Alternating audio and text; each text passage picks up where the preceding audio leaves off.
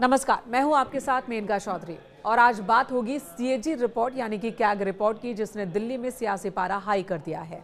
CAG report में कई अहम खुलासे किए गए हैं। कई ऐसी बातें हैं जो कि पूर्व की आम आदमी पार्टी की सरकार के लिए बहुत ज्यादा परेशानी का सबब बन सकती हैं। खासकर पूर्व मुख्यमंत्री अरविंद केजरीवाल की मुश्किलें बढ़ सकती है।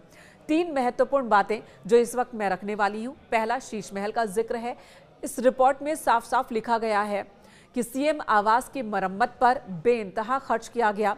साल 2020 में 7 करोड़ 61 लाख रुपए मंजूर किए गए थे सीएम आवास के नवीनीकरण के लिए यानी कि मरम्मत के लिए, लेकिन साल 2022 तक काम चला और इस बीच जो लागत वो बढ़ गई। और कितनी बढ़ी? 1-2 करोड़ रुपए नहीं बल्कि 33 करोड़ 66 लाख रुपए खर्च किए गए।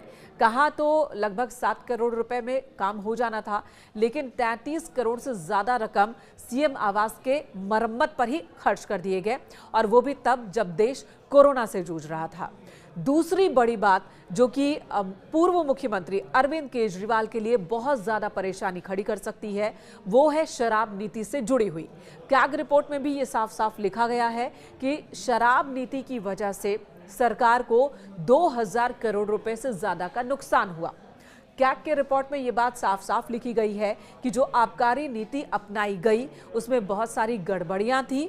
जो प्रक्रिया अपनाई गई वो पारदर्शी तरीके से नहीं अपनाई गई। लाइसेंस बांटने में भी मनमानी की गई है।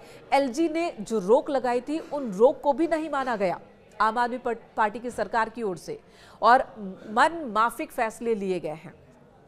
नियमों की धज्जियां उड़ा दी गई है और कोविड के नाम पर उन कंपनियों की लाइसेंस फीस माफ कर दी गई जो कि आम आदमी पार्टी से करीबी थी। 144 करोड़ रुपए लाइसेंस फीस के माफ कर दिए गए और इससे भी सरकारी राजस्व को नुकसान पहुंचा।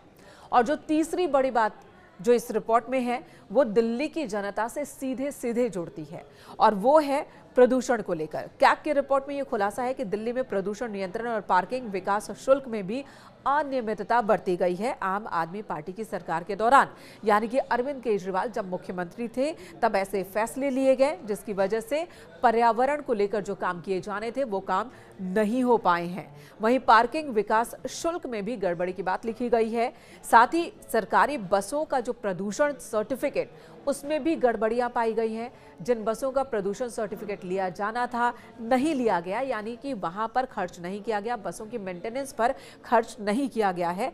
पीयूसीसी यानी कि प्रदूषण जांच प्रमाण पत्र निर्धारित वक्त पर लिए ही नहीं गए। एक तरफ बसों में महिलाओं के लिए टिकट फ्री कर अरविंद केजरीवाल वाहवाही लूटते रहे, तो दूसरी तरफ उन्हीं बसों की हालत खराब से खराब होती गई, बदतर होती गई, क्योंकि सरकार ने बसों के रखरखाव पर जो पैसे खर्च होने थे वो खर्च किए ही नहीं है। तो कई ऐसी और बातें हैं इस कैग रिपोर्ट में जो कि पूर्व की आम आदमी पार्टी की सरकार के लिए परेशानी वाली है।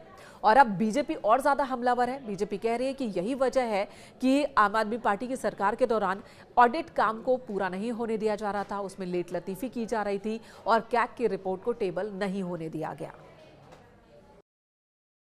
मैं आपकी अनुमति से राष्ट्रीय राजधानी क्षेत्र दिल्ली सरकार से संबंधित भारत के नियंत्रक एवं महालेखा परीक्षक का दिल्ली में शराब के विनियम और आपूर्ति पर निष्पादन लेखा परीक्षा प्रतिवेदन वर्ष 2024 का प्रतिवेदन संख्या नंबर 1 की प्रतियां सदन पटल पर प्रस्तुत करती हूं।